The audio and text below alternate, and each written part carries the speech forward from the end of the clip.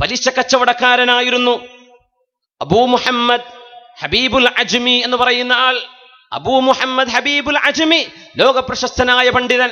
ആദ്യകാലം പലിശ കച്ചവടമായിരുന്നു. പലിശ കച്ചവടം അള്ളാഹു ഇഷ്ടപ്പെടാത്ത, അള്ളാഹു പുറത്തു കൊടുക്കാത്ത, അള്ളാഹുവിന് അത്രമേൽ ദേഷ്യമുള്ള ഹർബുൻ മഅല്ലാഹ്, അള്ളാഹുവിനോട് യുദ്ധമാണെന്ന് പ്രഖ്യാപിച്ച ആ ഒരു പലിശ ഇടപാട് നടത്തിയിരുന്ന അബൂ മുഹമ്മദ് ഹബീബുൽ അജ്മി റളിയല്ലാഹു അൻഹു. കുട്ടികൾ ഇങ്ങനെ അങ്ങാടിയിലൂടെ പോകുമ്പോ ഇങ്ങനെ പറയും, ഹാദാ അബൂ മുഹമ്മദ് ഹബീബുൽ അജ്മി അൽ മുറാബി, ദാ പലിശക്ക് കൊടുക്കുന്ന ആള് പോകുന്നു. സുബ്ഹാനല്ലാഹ്, കൊച്ചുമക്കൾ പറയും, ദേ പോകുന്നു വട്ടിപ്പലിശൻ, ദേ പോകുന്നു ബ്ലേഡ്. ഇങ്ങനെ കുട്ടികൾ ആ മനുഷ്യന്റെ പേരിന്റെ കൂടെ അൽ മുറാബി, പലിശന്റെ ആള്, വട്ടിപ്പലിശയുടെ ആള്, ചെറിയ പലിശന്റെ ആള്, വലിയ പലിശന്റെ ആള്, ഡബിൾ പലിശന്റെ ആള് എന്നൊക്കെ ഈ മഹാനായ മനുഷ്യൻ അന്ന് പലിശ കച്ചവടം നടത്തുന്ന കാലം മഹാനവറുകൾക്കെന്നറിയില്ലായിരുന്നു. ദീനിന്റെ ഗൗരവം അറിഞ്ഞില്ല. എന്തേ മാറ്റെന്നറിയോ? അതേ കുട്ടികളുടെ നാവിലൂടെ ഹാദാ അബൂ മുഹമ്മദ്, ഹാദാ അബൂ മുഹമ്മദ് ഹബീബ് അൽ അജ്മിയു അസ്സാഹിദ്, ഇതാ അല്ലാഹുവിന്റെ സൂഫിവര്യനായ അബൂ മുഹമ്മദ്, ഇതാ അള്ളാഹുവിന്റെ ഹബീബായ ഹബീബുൽ അജ്മി, ഇതാ അള്ളാഹുവിന്റെ സ്വീകാര്യനായ സ്വാലിഹായ അബൂ മുഹമ്മദ് ഹബീബുൽ അജ്മി എന്ന് കുട്ടികൾ മാറി വിളിക്കാൻ കാരണം ഒരു വാളിന്റെ സദസ്സാണ്. ഒരൊറ്റ വാള്. ആരുടെ വാളെന്നറിയോ? മഹാനായ അൽ ഹസനുൽ ബസ്രി റളിയല്ലാഹു അൻഹു. ഹദീസിന്റെ ലോകത്ത്, ഫിഖ്ഹിന്റെ ലോകത്ത്, ഖുർആനിന്റെ വ്യാഖ്യാനങ്ങളുടെ ലോകത്ത്, തസ്കിയത്തിന്റെ ലോകത്ത്, തർബിയത്തിന്റെ ലോകത്ത് ഇന്നും പ്രജ്വലിച്ചു നിൽക്കുന്ന മഹാനായ അൽ ഹസനുൽ ബസ്രി റളിയല്ലാഹു അൻഹു മഹാനവറുകളുടെ ഒരു മജ്ലിസിൽ ഫജലസ മജ്ലിസൻ ഫതാബ ഇലല്ലാഹ്, ആ ഒരു മജ്ലിസിൽ ചെന്ന്, ആ ഒരു സദസ്സിൽ ചെന്നിരുന്ന് മഹാനവറുകളുടെ വാള് കേട്ടിട്ട് കന്ന് ചെയ്ത തൗബയാണ് മഹാനവറുകളെ അൽ മുറാബി എന്ന പേര് മാറ്റിയിട്ട് അസ്സാഹിദ് അസ്വാലിഹ്, അള്ളാഹുവിന്റെ സ്വാലിഹായ അബൂ മുഹമ്മദ് ഹബീബുൽ അജ്മി എന്ന ഒരു പരിവർത്തനമുണ്ടായത് ഒരുപക്ഷെ ഒരു സതുപദേശമായിരിക്കും. ഒരു ചെറിയ ഉപദേശം. അതുവരെ ആരും പറഞ്ഞു കൊടുത്തിട്ടില്ല, അതുവരെ ആരും ഉപദേശിച്ചിട്ടില്ല, കേൾക്കാൻ പറ്റുന്ന രീതിയിൽ ആരും പറഞ്ഞു കൊടുത്തിട്ടുമില്ല. ആ സമയത്താണ് തർബിയത്ത് നൽകിയിരുന്ന മഹാനായ അൽ ഹസനുൽ ബസ്രി റളിയല്ലാഹു അൻഹുവിന്റെ ഒരൊറ്റ മജ്ലിസിലെ ഇരുത്തമാണ് മഹാനവറുകളെ അൽ മുറാബി എന്ന വാക്ക് മാറ്റിയിട്ട് അസ്സാഹിദ് എന്നാക്കി മാറ്റുന്നത്. അതുകൊണ്ട് അള്ളാഹുവിന്റെ മുമ്പിൽ സത്യസന്ധമായിട്ട് നമുക്ക് മടങ്ങുക. ഇൻ തസ്ദുഖില്ലാഹ യസ്ദുഖുക്, അള്ളാഹുവിനോട് സത്യസന്ധമായിട്ടാണ് നമ്മൾ പെരുമാറുന്നതെങ്കിൽ അള്ളാഹു നിങ്ങളോട് സത്യസന്ധമായി പെരുമാറും. അബൂ അബ്ദുറഹ്മാൻ സാഹിദ് റളിയല്ലാഹു അൻഹു എപ്പോഴും പറയും, വൈലി, എന്റെ നാശമേ, മൻ അശദ്ദു ജിർമ, ആരാണ് റബ്ബേ നിങ്ങൾക്ക് നിന്റെ മുമ്പിൽ എന്നെക്കാളും തിന്മ ചെയ്തവർ ആരുണ്ട് റബ്ബേ, ആരുണ്ട് റബ്ബേ? യാ മൗലായ്, എന്റെ ഉടമസ്ഥനെ, ആമൽത ഇബാദക ബിസ്സുദ്ഖി വൽ അമാന, റബ്ബേ നീ നിന്റെ അടിമകളോട് പറഞ്ഞത് കൊടുത്തു, അവർക്ക് ആഹാരം കൊടുത്തു. വഅന്ന ലക അല്ലാ തജൂഅ ഫീഹാ വലാ തഅറ വലാ തദ്ഹ, വെയിൽ കൊള്ളാതെ വസ്ത്രം ധരിച്ച് ഭക്ഷണം കഴിച്ച്, വലാ തദ്മ, നിങ്ങൾക്ക് ദാഹമില്ലാതെ എല്ലാ സൗകര്യങ്ങളും ഞങ്ങൾക്ക് തരാമെന്ന് പറഞ്ഞ് ഞങ്ങളോട് വാക്ക് പാലിച്ച റബ്ബേ, വഅമൽതുക ബിൽ ഖിയാന, നിന്നോട് ഞാൻ അങ്ങോട്ട് വഞ്ചിക്കുകയാണല്ലോ ചെയ്തത്, നീ എന്നോട് സത്യസന്ധമായി പെരുമാറി റബ്ബേ, ഞാൻ നിന്നോട് വഞ്ചിച്ചുവല്ലോ എന്ന് പറഞ്ഞ് പൊട്ടിക്കരയുമായിരുന്ന അബൂ അബ്ദുറഹ്മാൻ സാഹിദ് റളിയല്ലാഹു അൻഹു. നമ്മൾ ചിന്തിക്കാറുണ്ടോ, എനിക്ക് ആ വീടില്ലല്ലോ, അത്ര വലുപ്പമുള്ള വാഹനമില്ലല്ലോ, ഈ സൗകര്യമില്ലല്ലോ, അതില്ലല്ലോ, ഇതില്ലല്ലോ എന്ന് പറഞ്ഞ് അള്ളാഹു നൽകുന്ന നിഅമത്തുകളെ ഒന്നൊന്നായി കണ്ണിൽ കാണാതെ ഹോസ്പിറ്റലിൽ കിടക്കകളിൽ ഐസിയുകളിൽ കിടന്ന് ഒരു നേരത്തെ എൻ്റെ ഉമ്മ ഒരു ദിവസം ഒന്ന് ജീവിച്ചു കണ്ടാൽ, എൻ്റെ ഉമ്മ ഒന്ന് ശ്വാസം എടുത്താൽ, എൻ്റെ ഉമ്മ ആ മെഡിസിൻ ഒന്ന് റെസ്പോണ്ട് ചെയ്താൽ, എൻ്റെ ഉമ്മ ഒന്ന് കണ്ണു തുറന്നാൽ എന്ന് കാണാൻ കൊതിക്കുന്ന എത്രയോ മക്കളുടെ മുമ്പിലാണ് നമ്മൾ ഒരു മെഷീനും ഏൽക്കാതെ, ഒരു മെഷീനും നമ്മുടെ ദേഹത്ത് ഘടിപ്പിക്കാതെ സംസാരിച്ചുകൊണ്ട് നടന്നുകൊണ്ട്, കണ്ണുകൊണ്ട് കണ്ടുകൊണ്ട്, കാതുകൊണ്ട് കേട്ടുകൊണ്ട്, തലച്ചോറ് കൊണ്ട് ചിന്തിക്കാൻ കഴിവുണ്ടായി അള്ളാഹുവിന്റെ ഭൂമിയിലൂടെ നടക്കുമ്പോ കോടിക്കണക്കിന് രൂപകൾ ഹോസ്പിറ്റലുകളിൽ കൊണ്ടുപോയി കൊടുക്കാതെ ഒരു കൊല്ലം അള്ളാഹു നമുക്ക് മാരക രോഗം തരാതെ നമ്മെ രക്ഷപ്പെടുത്തിയാൽ എത്രായിരം കോടി നമ്മുടെ കയ്യിൽ അള്ളാഹു തന്നതിന് തുല്യമാണത്. എത്രയായിരം ലക്ഷങ്ങൾ അള്ളാഹു നമ്മുടെ കയ്യിൽ തന്നതിന് തുല്യമല്ലേ ഒരു വർഷമോ ഒരു ദിവസമോ നമ്മൾ ആരോഗ്യത്തോടെ ജീവിക്കുന്നത്? ഇല്ലായ്മ പറഞ്ഞ്, ഇല്ല ഇല്ല എന്ന് പറഞ്ഞ്, സങ്കടം മാത്രം മനുഷ്യരോട് പറഞ്ഞ് അള്ളാഹുവിന്റെ വലിയ വലിയ നിഅമത്തുകളൊക്കെ നമ്മൾ കാണാതെ പോകുമ്പോ പറയിൻ, യാ മൗലായ്, ഞങ്ങളുടെ ഉടമസ്ഥനെ, അമൽത ഇബാദക ബിസ്സുദ്ഖി വൽ അമാന, റബ്ബേ നീ ഞങ്ങളോട് സത്യസന്ധമായി പെരുമാറി, വഅമൽതുക ബിൽ ഖിയാന, ഞാൻ നിന്നോട് വഞ്ചന കാണിച്ചുവല്ലോ റബ്ബേ.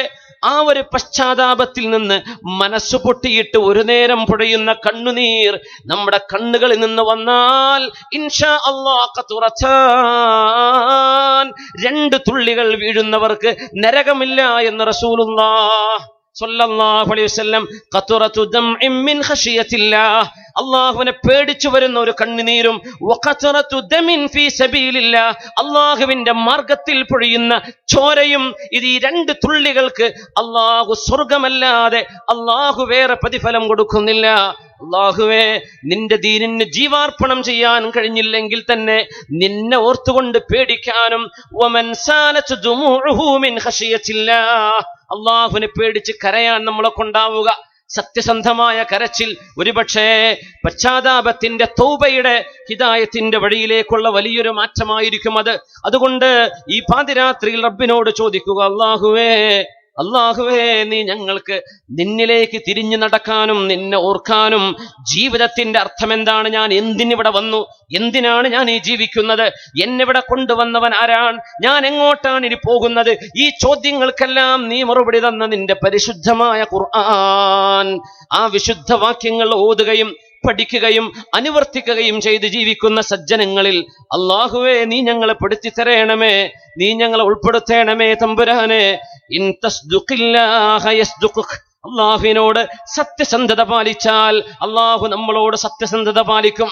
അതുകൊണ്ട് നമ്മുടെ വാക്കുകളിൽ, നമ്മുടെ പ്രവർത്തനങ്ങളിൽ, ഇൽമ് അന്വേഷിച്ചുകൊണ്ടുള്ള യാത്രയിൽ, നമ്മുടെ പശ്ചാത്താപങ്ങളിൽ, നമ്മുടെ ജീവിതത്തിന്റെ ഓരോരോ ഘട്ടങ്ങളിലും അല്ലാഹുവിലേക്ക് തൗബ ചെയ്ത് മടങ്ങാനുള്ള തൗഫീഖിനെ ചോദിച്ചോളൂ. അല്ലാഹു നമുക്കത് തരട്ടെ.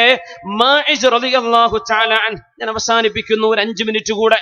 മാഇസ് റളിയല്ലാഹു തആല അൻഹു അള്ളാഹുവിന്റെ റസൂലിന്റെ മുമ്പിൽ വന്ന്, നബിയെ ഞാൻ വ്യഭിചരിച്ചു നബിയെ, എന്നെ ശുദ്ധിയാക്കണം നബിയെ എന്ന് മാഇസ് റളിയല്ലാഹു അൻഹു വന്ന് പറഞ്ഞപ്പോ റസൂലുള്ളാഹി സ്വല്ലല്ലാഹു അലൈഹി വസല്ലം മടക്കി വിട്ടില്ലേ, മാഇസേ പോയിക്കോളൂ മാഇസേ, നിങ്ങൾ ചുംബിച്ചതാവാം, സ്പർശിച്ചതാവാം, അല്ല നബിയേ, ഒരു ഭർത്താവിന് തന്റെ ഭാര്യയിൽ നിന്ന് അള്ളാഹു ഹലാലാക്കിയ ആസ്വാദനം എന്തോ അത് ഞാൻ ഹറാമിലൂടെ അനുഭവിച്ചു എന്ന് പറയുകയും അതിന്റെ ശിക്ഷ എന്താണെന്നറിയോ?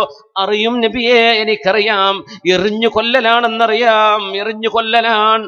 ആ ശിക്ഷ ഏറ്റുവാങ്ങിയപ്പോഴാണ് ഹബീബായ നബി തങ്ങൾ പറഞ്ഞത്, വല്ലാഹ്, അല്ലാഹുവിനെ തന്നെയാണ് സത്യം, ലഖദ് താബ തൗബതൻ ലൗ ഖുസിമത് അലാ ഉമ്മത്തിൻ ലഅമ്മതുഹും. മഹാനായ മാഇസ് എന്നവർ ചെയ്ത പശ്ചാത്താപം ഒരു സമൂഹത്തിനൊന്നാകെ വീതിച്ചു കൊടുത്താൽ അവർക്കെടുക്കാൻ മാത്രം അതുതന്നെയുണ്ടത്രേ. അതുകൊണ്ട് പാപം ചെയ്തവർക്ക്, വ്യഭിചാരം ചെയ്തവർ എറിഞ്ഞു കൊല്ലപ്പെട്ടെങ്കിലേ തൗബ സ്വീകരിക്കൂ എന്നില്ല. ഇസ്ലാമിക ഗവൺമെന്റിന്റെ മുമ്പിൽ, ഇസ്ലാമിക ഖാദിയുടെ മുമ്പിൽ വിഷയം തെളിവുകളാൽ സ്ഥിരീകരിക്കപ്പെട്ടു കഴിഞ്ഞാൽ സ്വയം സമ്മതിക്കുകയോ 4 സാക്ഷികളാൽ തെളിയപ്പെടുകയോ ചെയ്താൽ അള്ളാഹു നൽകുന്ന ശിക്ഷയാണ് എറിഞ്ഞുകൊല്ലൽ. പക്ഷേ ആരോടും അറിഞ്ഞില്ല, ആരും പറഞ്ഞില്ല, സാക്ഷികൾ കോടതിയിൽ പോയില്ല, ഇസ്ലാമിക ഗവൺമെന്റ് അല്ല, ഒരു മുസ്ലിം ഖാദിയുടെ മുമ്പിലല്ല പ്രശ്നമെത്തിയത്. നിങ്ങൾക്ക് തൗബ ചെയ്യാം, ഒരു മനുഷ്യന് തൗബ ചെയ്യാം, കണ്ണീര് കൊണ്ട് തൗബ ചെയ്തുകൊണ്ട് അള്ളാഹുവിനോട് പൊറുപ്പലിന് ചോദിക്കാം, റബ്ബ് പുറത്തു കൊടുക്കും. അള്ളാഹു പശ്ചാത്തലം സ്വീകരിക്കുന്നവനാണ്, അള്ളാഹു പാപങ്ങൾ പുറത്തു കൊടുക്കുന്നവനാണ്. ഒരു പിഞ്ചു പൈതലിനെ കയ്യിൽ വെച്ചുകൊണ്ടല്ലേ ഗാമിദിയ കുടുംബത്തിൽപ്പെട്ട പെണ്ണ് വന്നത്. യാ റസൂലല്ലാഹ്, ആ പെണ്ണ് ആദ്യം വന്നു, പ്രസവിക്കുന്നതിന് മുമ്പ് വന്നു, ഇന്നി ഹുബില മിനസ്സിന, നബിയേ വ്യഭിചാരത്തിനാൽ ഞാൻ ഗർഭിണിയാണ്, എന്നിൽ അള്ളാഹുവിന്റെ ശിക്ഷ നടപ്പാക്കിക്കോളൂ. ഗർഭിണിയായ പെണ്ണിനോട് നബി തങ്ങൾ പറഞ്ഞു, ഗർഭത്തിലിരിക്കുന്ന കുഞ്ഞെന്ത് തെറ്റ് ചെയ്തു, അതുകൊണ്ട് നിങ്ങൾ പ്രസവിക്കുന്നവരെ കാത്തിരിക്കണം ശിക്ഷ നടപ്പാക്കാൻ. ശിക്ഷ എന്താണെന്നറിയോ? അറിയാം നബിയെ, എറിഞ്ഞു കൊല്ലലാണ്. ഞാനതിനൊരുക്കമാണ് നബിയെ.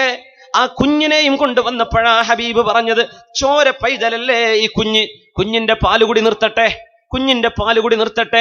ഒരു ഉമ്മ മരിച്ചു പോയാൽ ആ കുഞ്ഞിനെ നിലനിൽക്കാൻ സ്വന്തമായി ഭക്ഷണം കഴിക്കുന്ന, പാലല്ലാത്ത ഭക്ഷണം ഈ കുഞ്ഞ് കഴിക്കുന്ന ഒരു പ്രായമാവട്ടെ.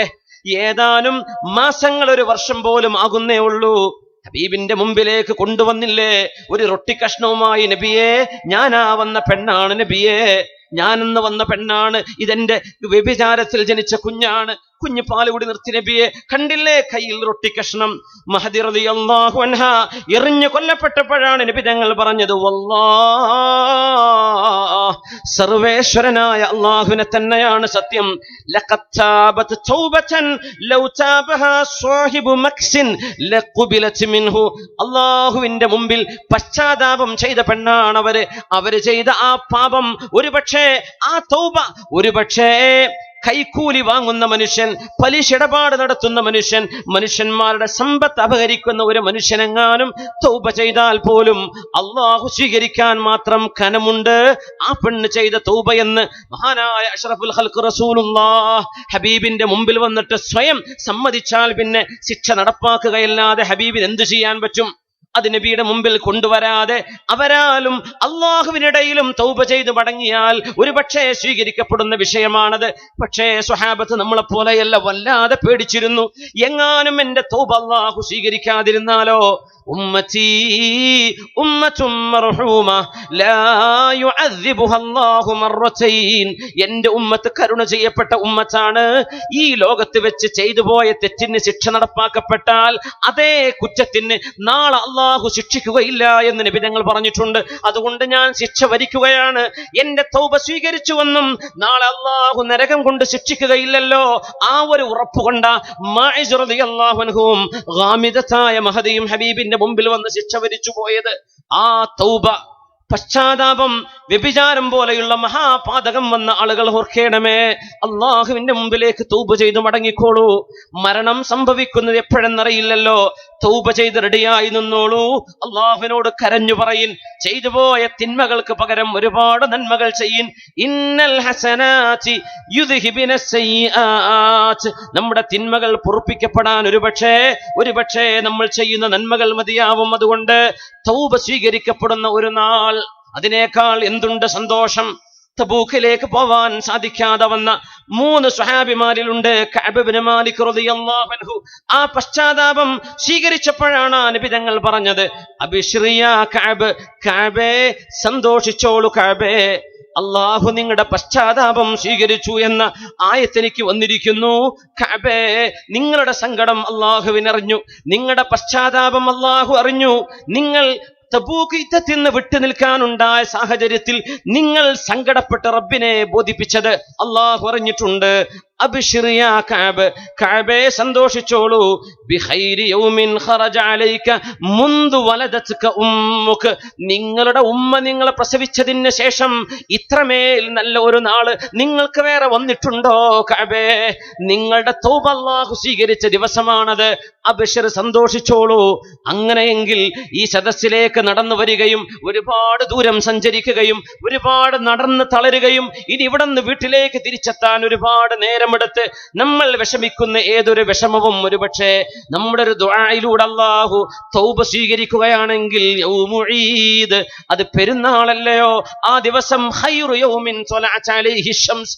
നമ്മുടെ ഉമ്മ നമ്മെ പ്രസവിച്ചതിന്റെ ശേഷം നമ്മുടെ ജീവിതത്തിൽ വരുന്ന ഏറ്റവും മഹത്വമുള്ള ദിനം, ഒരു രാവ്. ഒരുപക്ഷേ ഇന്നത്തെ രാവിന്റെ തൗബ, നമ്മുടെ ദുആ അല്ലാഹു സ്വീകരിക്കുകയാണെങ്കിൽ അത്രയും വലിയൊരു സന്തോഷം കൊണ്ടായിരിക്കും ഒരുപക്ഷെ നമ്മൾ തിരിച്ചു പോകുന്നത്. അല്ലാഹു അങ്ങനെ ആക്കി തരട്ടെ. അല്ലാഹു നമ്മുടെ തൗബയെ സ്വീകരിക്കട്ടെ.